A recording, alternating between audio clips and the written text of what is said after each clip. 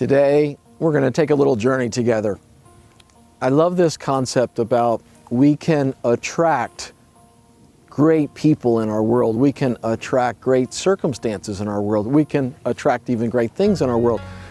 But you know, I got to admit that if we're up against discouragement, if we're up against uncertainty, if we're up against doubt, if I were to just say, hey, I want to let you know that you can attract really great things into your world, you would say, well, I don't really feel that. I'm not really feeling that right now, because it's a step-by-step journey. I got to share with you a Corvette story that talks about and symbolizes for me just a great shift that we can attract if we're in the right frame of mind, if we're in the right perspective, if we are treating people well, if we're adding value to certain things. We really can attract really great things in our world, but we have to be in a good place. So come on, let's take a ride. See, I believe inherently that people have seeds of greatness inside of them.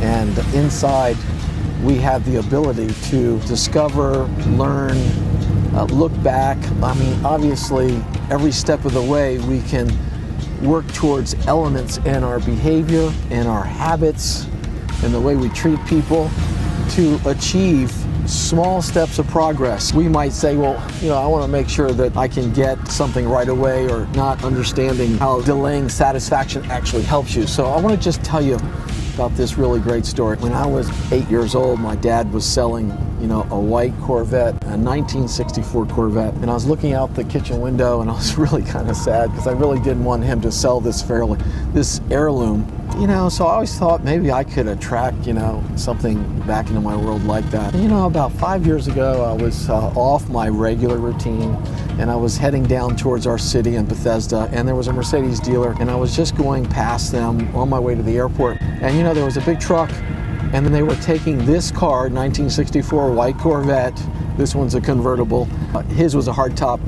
Coming off the ramp, I said, oh my gosh, it took me a few minutes to, you know, park the car. I actually walked up into the ramp, talked to the driver. His name was Brian. I said, Brian, what are you doing with this car? He said, well, the collector who had the car sold it back to the dealer. Oh, really? Where's the dealer at? He says, well, it's in Anaheim, California. I said, Brian, we are not taking this car. You are not driving this car back to Anaheim, California, because I only live a mile or two away. He says, what are you talking about? I want you to get the dealer on the phone who owns the car. So he made the call, but the dealer hadn't opened yet because it was 15 minutes before 9 o'clock on the West Coast time. There's a 3-hour difference. I reached in my pocket and I gave Brian some consideration. He says, I can't take this consideration. I said, I didn't do anything. I said, yeah, but Brian, you reach in your pocket and you made a call.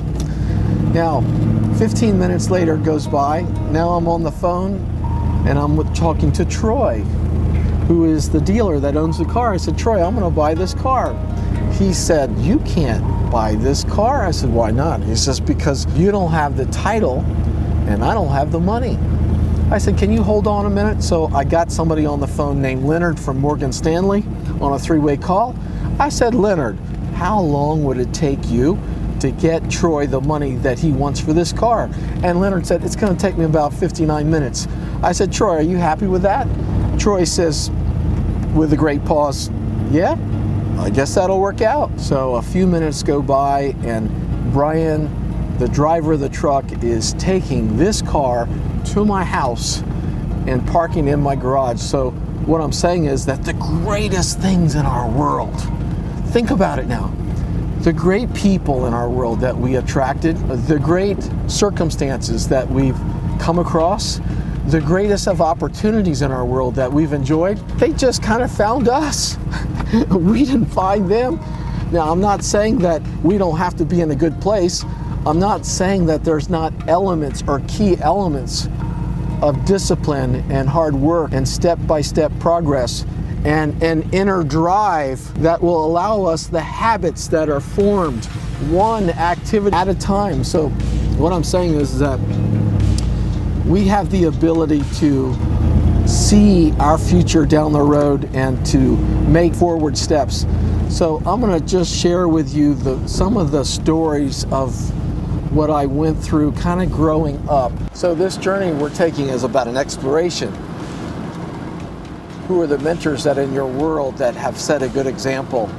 Who have helped you to get your perspective on thinking big and being an opportunity thinker and seeing that, if I really want to achieve something, I got to believe in it. I've got to work hard. So you have got to be the great mentor. You've got to be the great person that brings along people and paying that forward. So what are the examples that you want to keep? Well, small steps lead to good things. How am I going to attract good things?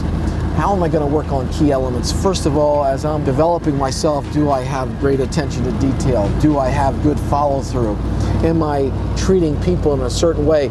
Am I leaving people in a better place than how I found them? What is the value that I want to add in all of my endeavors? Do I want to be just subject to mediocrity, or do I really want to deliver excellence? Do I want to require of myself great excellence, high standards, ability to study and to think and to attract people of a good caliber? So I'm asking you to attract great people in your world. I'm asking you to attract people that have the eagle mentality, that want to help you with your business, that see the same vision that you do. This is about thinking big. So it's unfair of me to say, look, tomorrow you're going to wake up and you're just going to have some great things happen to you. That's a little bit unfair, but what I can say is that step by step, as you're trying to work out who you are and what you are and why you are, by degree every day we're learning our craft. By degree every day we're learning a little bit more about our own skills, but more we're looking at a perspective, an attitude, an ability to say, if you can't invest in yourself, like who can you invest in? So it's about, I believe in myself. Now, are we hard on ourselves? Yes, we are hard on ourselves. Do we have to figure out, are you ready, how to love ourselves at the same time? Yep, you got to be hard on yourself and love yourself. Now, this is the neighborhood that I grew up in, and I had a very tough dad, Nick Cokinos. He was a great value to me. He gave his kids everything that they could professionally and really kind of molded and chiseled their thinking. So here's what I wanted to say. You see this home right here? This is the step-by-step process, how we can achieve more step-by-step. When I was a teenager, I took care of this gentleman's home. His name was Mr. Ritter. He had a white picket fence that this fence went all the way around about 3 different acres. I painted the entire fence. He had a moving lawnmower, and I used to cut this lawn. He was a great mentor because guess what he did? He would take me out to play tennis in the afternoons, just spending a little mentorship time with me and helping me out. One day he came to me very proudly. He says, I'm going to increase your pay from $3.25 an hour to $3.75. I was the happiest guy in the world. I saw him a few years ago before he passed away. He was so proud and so happy and so encouraging. He took a little time and invested that time with me. That was a great relationship. And he taught me to be on time and to do a good job and go the extra mile. So when we're talking about the inner drive, it was forming habits, ladies and gentlemen, like one habit at a time. Could I attract, these neighbors were all customers to me. I had a sense of inner drive that was planted by a mentor of my dad. So the behavior was building. I was programming myself to take care of the people that took care of me. I wanted to have a good job. I wanted to exceed expectations. I wanted to make sure that they were happy with their progress. And I would ask them, are you happy? Even as a teenager. So on this particular home over here, I used to cut their lawn, and they were very generous with me, and they were very understanding. And if I had to go away, they were very forgiving, but I wanted to make sure that they were happy. Okay, so the next neighbor I want to tell you about is Mr. Haig, known because this street is called Admiral's Way, and we had admirals that lived on this street. This was a kind gentleman of seniority, and I used to wash his car, and he would only give me $2 to wash his car, but he was helping me to form good life habits that we can develop the values and the inner drive and the ability to build behavior. And I wasn't affluent with working with him, but I respected him and I wanted to make sure I did a good job. Okay, the next house My whole foundation was built for my future. And this is about building a foundation. What is our foundation of moving forward? Who are the influences that have helped us in our life? Okay, so this is my childhood house, and I'll tell you, the first thing I want to share with you is that driveway was a gravel driveway, and where the tires didn't meet, little roots would form in the gravel. And I would come out at 5 years old, because my dad told me to, with a little fork and uproot and excavate the roots out of the driveway. And I had to get the whole root structure out. I was only 5, and it really wasn't comfortable sitting on those rocks, I can tell you.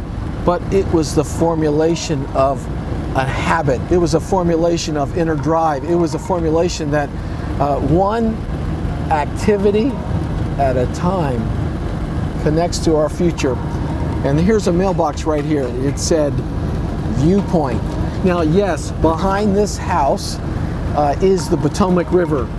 It sits up on a big hill. It overlooks the scenic view of the Potomac River. It has the C&O Canal, but he didn't put that word on that mailbox because he was saying there's a good view in the back. Yes, there was a good view in the back, but it was about we have to work, ladies and gentlemen, on our viewpoint. And when we adjust our view and we understand that we express what we want to experience, if we understand that we can cue and prompt our circumstances, that we can leave people in a better place and we can add value, our viewpoint determines our outcome in every circumstances. If you don't think that it's going to be great weather, control the weather. What does that mean? We are proactive.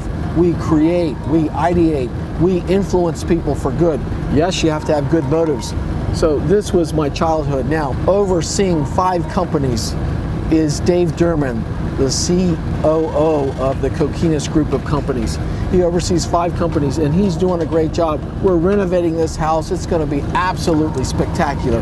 I'm so grateful to have Dave Derman. And not only that, but he just got attracted into my world too. One day I opened my eyes for different circumstances, and there he was outside my office. I said, there's an office right there. Sit down and start to work. It's an amazing story. Now let me give you one more scenario. Up here in this house was a nice young lady that was probably about 25 years old. Her name was Kathleen McLeod. She had this turquoise Mustang, and one day I got the opportunity to polish her car. So I took it over to the garage and I polished the car. I thought it was looking terrific. And my dad came out and he said, you can do better. I said, I've been working on this thing really hard. He said, open up the hood. So I opened up the hood and the engine was dusty. He said, take the solution and take the rag and dust off that inner compartment. So what I was learning is that we had to make sure that we exceeded expectations. And she was so happy with my work that I was always polishing her car. I loved her car. I was allowed to drive it as a teenager just up a few houses. It was absolutely terrific. So what have we been talking about? Behavior building is programming ourselves. That the small effects are connected to the outcome. These little small effects are connected to the outcome. And the $10 that I would make could turn into $100,000. It was a small step-by-step process, addressing the inner drive, looking for the activity one step at a time, developing values. The thought that gets programmed into your mind is building your behavior that you can achieve and make progress step by step by step, whatever phase that you're on, whether you're at the beginning phase or the later phase. It's all a step-by-step process. We're working on our key elements. We're loving ourselves and being hard on ourselves. And that's the story. That's more of the story of how we can attract great people, how we can attract great circumstances and great things in our world. I hope you enjoy this great journey, this step-by-step process about this life journey. It's really about your journey. It's really about you discovering the greatness that's inside of you, upwards and onwards. And have a great day.